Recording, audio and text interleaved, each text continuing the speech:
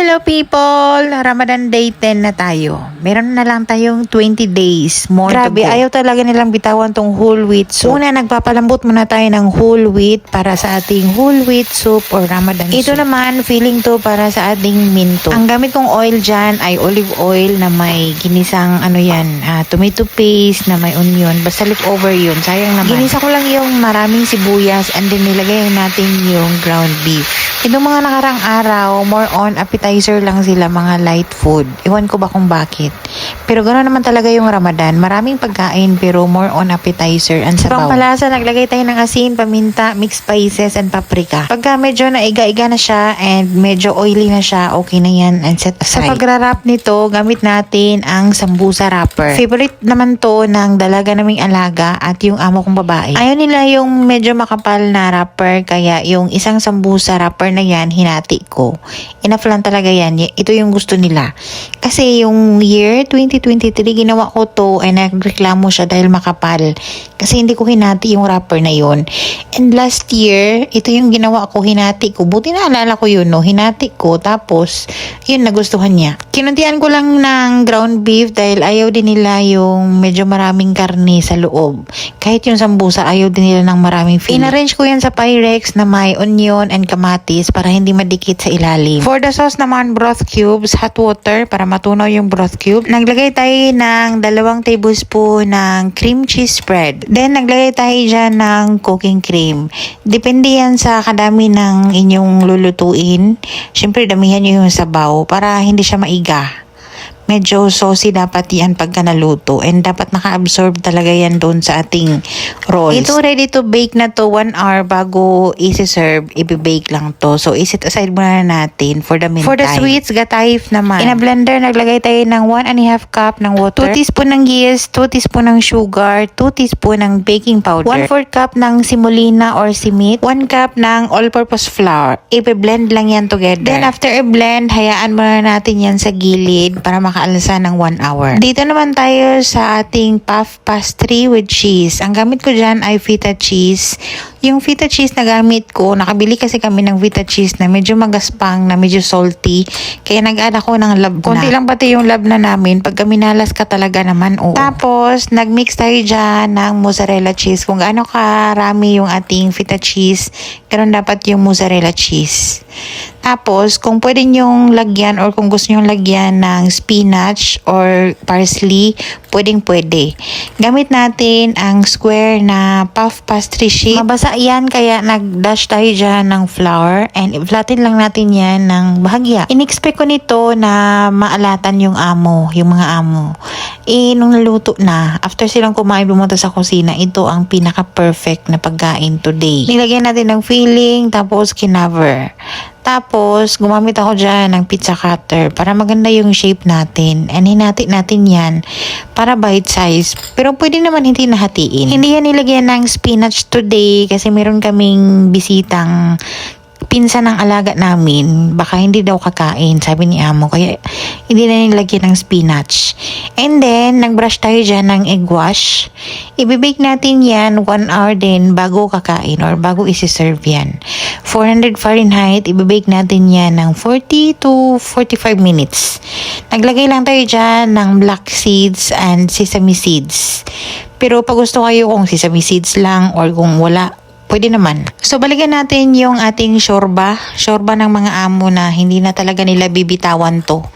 So, kahit ako, nasarapan ako nito. Masarap talaga tong soup na to. Kaso lang, my God, 10 days na. Nakakaumay na talagang lutuin to, Puriagaba. Sorry naman, Lord. So, nilagay ko na lang yan lahat dyan. Pinag-isa ko na, pero hindi ko blend ng maayos yan para at least meron pang manguya-nguya. Naglagay tayo ng 4 na cup ng yogurt. Buti na lang, meron akong nakahandang malambot na nakarne. Pinakuluan na natin yan nung nakaraang araw. Tapos, meron din tayong broth. So, yun na lang yung ginamit natin. Hindi na tayo nagpapakulo ng karne for today.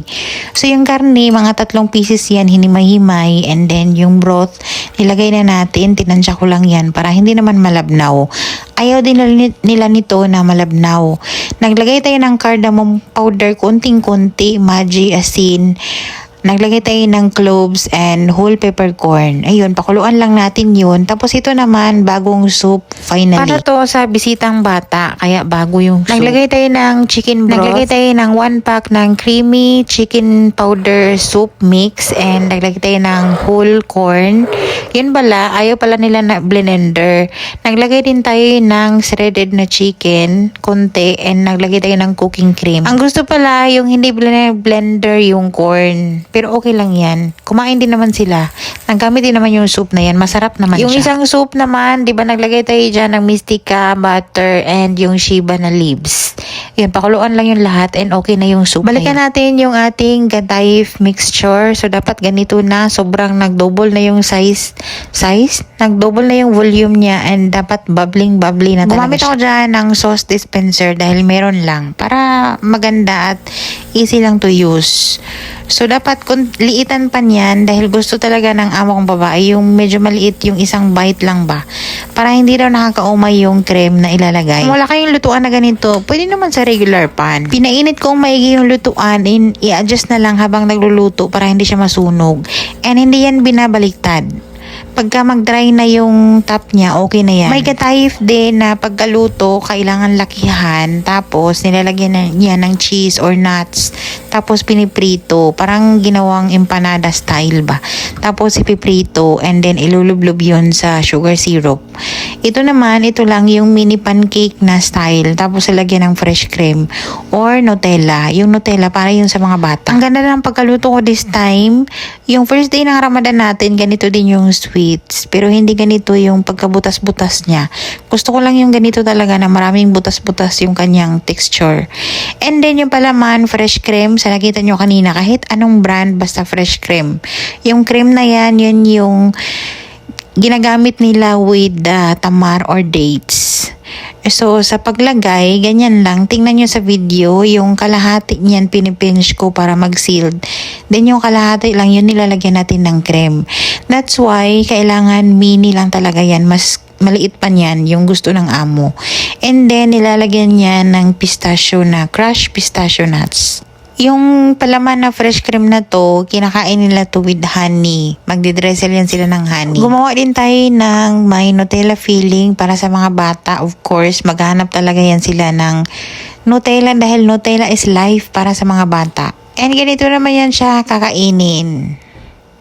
Maglagay lang yan sila ng honey ng konti. Nasa bandang alas 5 na yan, kamuntik na akong sasayaran din ng amo ko. Sukat ba namang alas 5, sabi niya, magpaluto daw siya o magpagawa siya ng cream caramel. Sa mga oras na yan kasi, busy na dahil naghahanda ka na dahil within 6:30, kailangan ready na ang lahat. So, nakainit na ako ng mantika, ready na yung mga soup, di ba? Yung ganyang oras, ano na yan siya, hindi na pwedeng sumingit kumbaga. Kasi nga, naka-program na. So, bigla akong nagmamadali dyan dahil nagpapagawa nga siya ng cream caramel. Kalahati lang yung recipe na ginawa ko kahapon, dadalhin niya to sa nanay bahay or sa nanay niya. After silang kumain dito sa bahay, pupunta yan siya doon sa nanay niya. Para lang makikain or makidalo, samahan niya yung nanay niya. So gusto niya din ibida to, yung cream caramel kahapon, kagaya doon sa Baba House. Yung Baba House na yun kahapon, yun yung side ng pamilya ng amo kong lalaki. So yung dadalhin niya naman today na caramel is doon yun sa nanay niya, yung amo kong babae. So nagprito na tayo dyan ng sambusa. Hindi na tayo mag-detail doon sa ating cream caramel. Meron na tayong maraming upload. Minsan kasi talaga, akala talaga ng mga amo din na isang pindot lang natin, luto na yung gusto nilang ipapaluto. So habang nagpe-prepare tayo ng mga pagkain, pinalamig ko muna yan saglit and ilagay natin yan sa freezer. Yes, sa freezer kasi konti na lang yung oras para pupunta siya doon sa nanay niya para mag-set agad. Luto na yung ating sambusa, yung always present ng Ramadan everyday.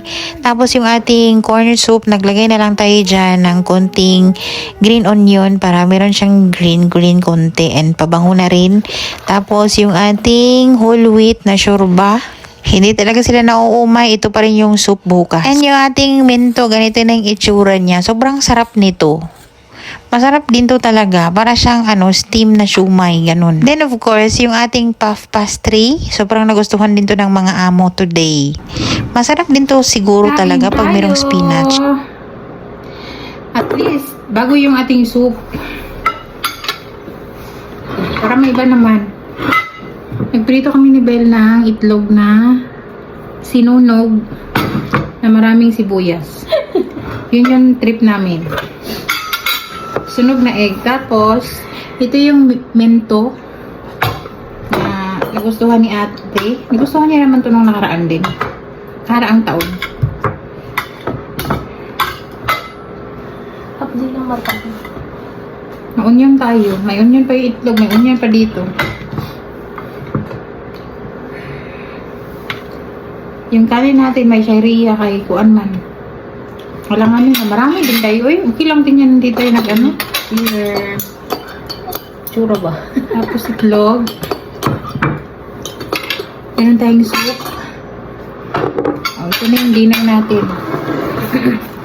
Pagka itlog, gusto ko may ketchup. Corn soup.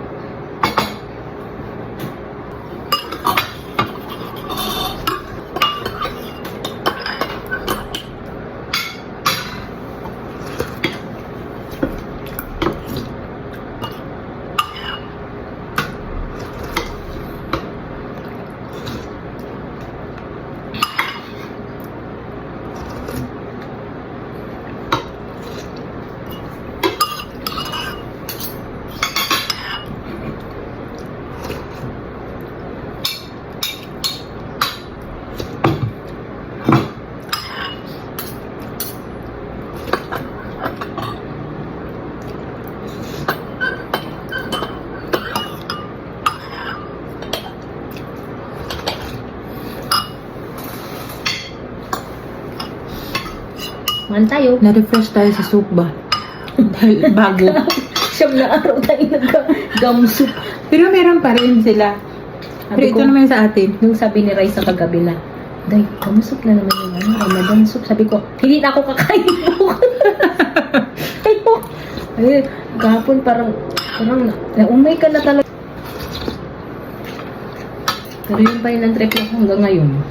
Ito, yung wrapper ng sambusa, para talaga siyang para siyang siomay na in-steam, ganun. Soup.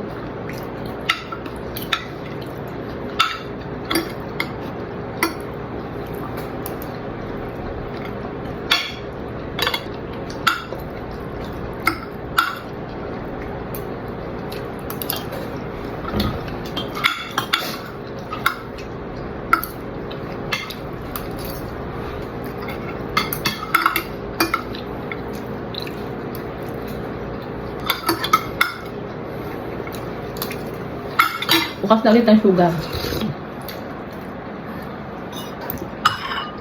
Maubos na talaga 10 daliri natin. Pati ulo na, putol na.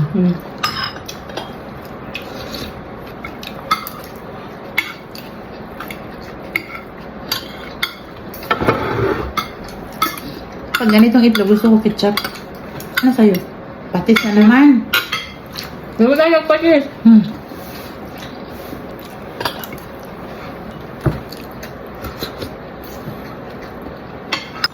Si Asis. Ha? Huli niyang kinain tong siya yung nahuli sa lamesa. Kumakain pa siya dito. Ang dahil mumu yan. Doon sa kwan niya. Bukod sa yung sa nakakaya ko maalat. Sabi niya ate, very perfect. Hindi ba? Gusto ko yung merong spinach eh. Yun ang pinalagyan, pero masarap. Alimutan niya siguro. Eh, pag spinach lang naman, shipping pina naman yung order niya. Hindi. Hindi yung pinalagyan, nagsabi siya na tungkol. Baka ayawan ng mga bata.